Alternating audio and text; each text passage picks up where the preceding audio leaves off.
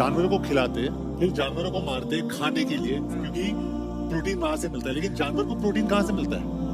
वही घास और पेट से। भाई आप लोगों से रिक्वेस्ट है हाथ जोड़ के, अगर आप किसी जानवर का कुछ भला नहीं कर सकते, उनको कुछ खिलाने पिलाने को नहीं दे सकते हैं, तो कम से कम ये सब ना करें। वो बेजुबान है और बददुआ बहुत असरदार होती है उनकी, तो ये ना करें आप। मैं आपको कोशिश करूंगा बताने के लिए कि आज की साइंस ये कहती है कि हमारे जिस्म में हमको प्रोटीन की जरूरत है, कम से कम 23 अमीनो एसिड की जरूरत है।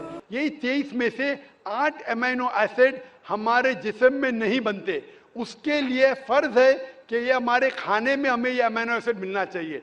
कोई भी शाकाहारी, कोई भी भाजी पाला नहीं है जिसमें आटों के आटो अमीनो एसिड मौजूद है। फ्लैश में, गोश्त में आटो अमीनो एसिड मौजूद है। इसे साइंस कहती है कंप्लीट प्रोटीन, कंप्लीट फूड। आज साइंस ये कहती है कि फ्लैश फूड में, गोश्त में प्रोटीन है, नियासिन है, विटामिन B1 है। इससे सेहत अच्छी बनती है। और आज आप देखेंगे जो जानवर जो शाकाहारी होते हैं, जो सिर्फ भाजी पाला खाते हैं, भेड़, बकरी, गाय, आप देखेंगे इन जानवरों के दांत इनके चपटे हैं, उनके पास हर्बीवोरस सेट ऑफ टीथ है। ये सिर्फ भाजी पाला खाते, गोश्त खा ही नहीं सकते। जब आप देखेंगे मांसाहारी जानवर के दांत, शेर बब्बर, चीता, उनके नोकीली दांत होते हैं। ये सिर्फ गोश्त खाते हैं, भाजी पाला खा ही नहीं सकते। जब आप अपने दांत आईने में देखेंगे तो भगवान ने, ईश्वर ने, हमारे खालिक ने हमें दोनों दांत दिया है, चपटे दांत भी दिया है और नोकीले दांत भी दिया है। अगर हमारा ईश्वर चाहता था कि हम सिर्फ भाजी पाला खाए तो ये नोकीले दांत क्यों दिया? गोश्त खाने के लिए। आज की साइंस कहती है कि जो डाइजेस्टिव सिस्टम है हर्बीवोरस एनिमल का, गाय, भेड़, बकरी के, वो सिर्फ भाजी पाला डाइजेस्ट कर सकते, गोश्त को डाइजेस्ट कर ही नहीं सकते। जो डाइजेस्टिव सिस्टम कार्निवोरस एनिमल का है, चीता, शेर बब्बर, ये सिर्फ गोश्त डाइजेस्ट कर सकते, भाजी पाला नहीं। लेकिन हम इंसानों को अल्लाह ताला ने, हमारे ईश्वर ने स्मॉल इंटेस्टाइन भी दिया है, बिग इंटेस्टाइन भी दिया है। हम भाजी पाला भी डाइजेस्ट कर सकते, गोश्त भी डाइजेस्ट कर सकते। अगर हमारा ईश्वर चाहता था कि हम सिर्फ भाजी पाला खाए तो हमें ये डाइजेस्टिव सिस्टम क्यों दिया जो गोश्त को भी डाइजेस्ट कर सकता है? तो साइंटिफिकली हमारा जिस्म हमारे ईश्वर ने ऐसा बनाया है कि हम भाजी पाला भी खा सकते हैं, गोश्त भी खा सकते हैं। और बहुत लोगों को गलत फहमी है कि हिंदू मजहब में गोश्त खाने की ममानियत है। भाई आप हिंदू है ना? हिंदू है। आपके नाम से लगता है आप हिंदू है। हिंदू है ना सर? जी हिंदू ही है। आप हिंदू है ना? हाँ हाँ बिल्कुल सही, आपके नाम से लग रहा है आनंद आपका नाम है, आप हिंदू है। आपको गलतफहमी होंगी कि हिंदू मजहब में गोश्त खाना हराम है। आप जब हिंदू मजहबी किताब पढ़ते हैं, आपकी मजहबी किताब में लिखा है कि गोश्त भी खा सकते हैं, मांस भी खा सकते हैं और बीफ भी खा सकते हैं, गाय का गोश्त भी खा सकते हैं। आप जब पढ़ेंगे मनुस्मृति चैप्टर नंबर 5, अध्याय नंबर 5, श्लोका नंबर 30 में लिखा है कि अगर खाने वाले जानवर, अगर खाने वाले मखलूक उस चीज को खाती है जो खाने वाले जानवर है, तो आप कोई गुनाह नहीं कर रहे, क्योंकि ईश्वर ने कुछ मखलूक को बनाया है खाने के लिए और कुछ मखलूक को खा जाने के लिए। Some to eat and some to be eaten. तो अगर आप खाने वाले जानवर खाते हैं तो गुनाह नहीं कर रहे। लिखा है मनुस्मृति में अध्याय नंबर 5 श्लोका नंबर 31 में कि अगर आप पूजा के लिए जानवर को कत्ल करते हैं तो कोई गुनाह नहीं करते। लिखा है मनुस्मृति में अध्याय नंबर 5 श्लोकान नंबर 39 और 40 में कि ईश्वर ने कुछ जानवर को बनाया है पूजा के लिए, सैक्रिफाइस के लिए। तो killing in sacrifice is not killing. तो कत्ल करना पूजा में कत्ल नहीं है। तो मनुस्मृति के मुताबिक आप गोश्त खा सकते हैं। फिर आप जब मुताला करेंगे महाभारत का, महाभारत में अनुशासन पर्व में अध्याय नंबर 88 में युधिष्ठिर पांडव के 5 भाई थे। आपने युधिष्ठिर का नाम तो सुना होगा। युधिष्ठिर जो पांडव के 5 भाई थे, युधिष्ठिर पांडव में सबसे बड़ा भाई था। वो पूछता है भीष्म से कि हम यज्ञ में, पूजा में क्या खाना दे ताकि हमारे परदादा खुश होंगे। तो भीष्म कहता है अगर हम यज्ञ में, पूजा में चावल, बार्ली, सेब, भाजीपाला देंगे तो हमारे परदादा 1 महीने के लिए संतुष्ट रहेंगे।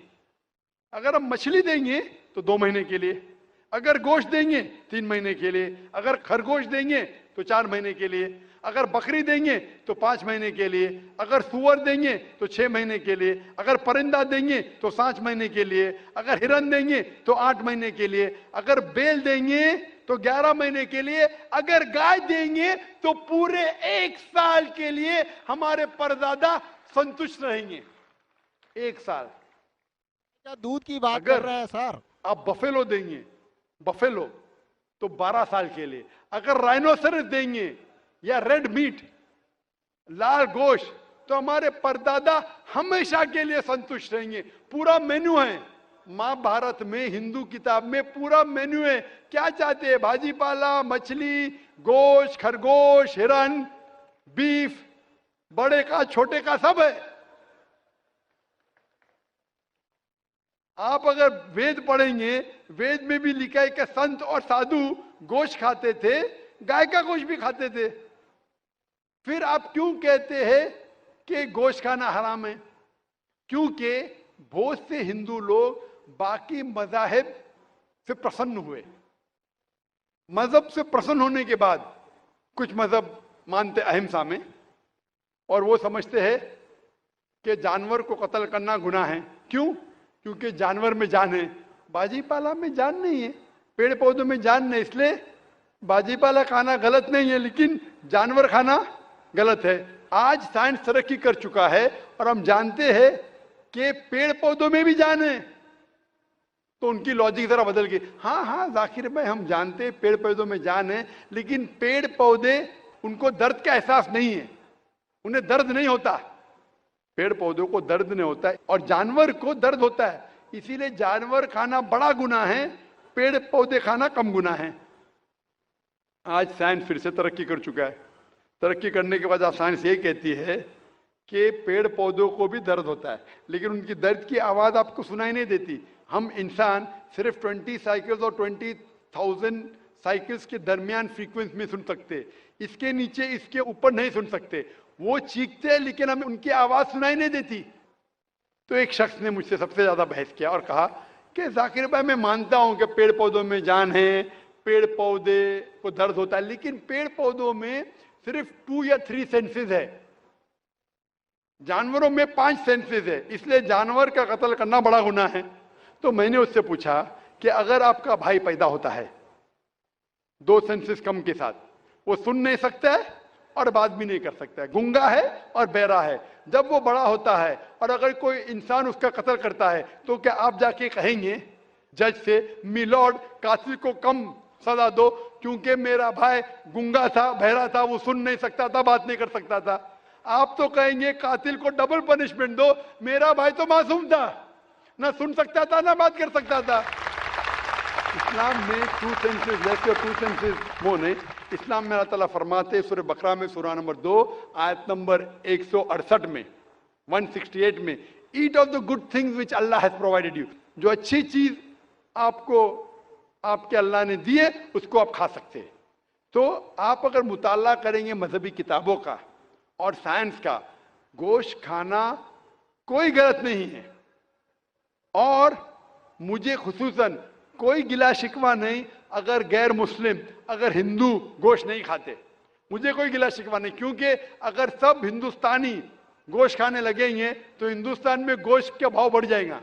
आज महंगाई का जमाना है, पेट्रोल का भाव बढ़ रहा है, सब हिंदुस्तानी गोश्त खाने लगेंगे तो गोश्त का भाव भी बढ़ जाएगा। तो मुझे कोई गिला शिकवा नहीं आप अगर गोश्त नहीं खाते, लेकिन अगर आप ये कहेंगे कि गोश्त खाना गलत है तो आपको आपकी मजहबी किताबों के बारे में नहीं पता है और साइंस का भी नहीं पता है। अगर आप कहेंगे किसी की जान नहीं लेना चाहिए तो आप 2 मिनट भी जी नहीं सकते।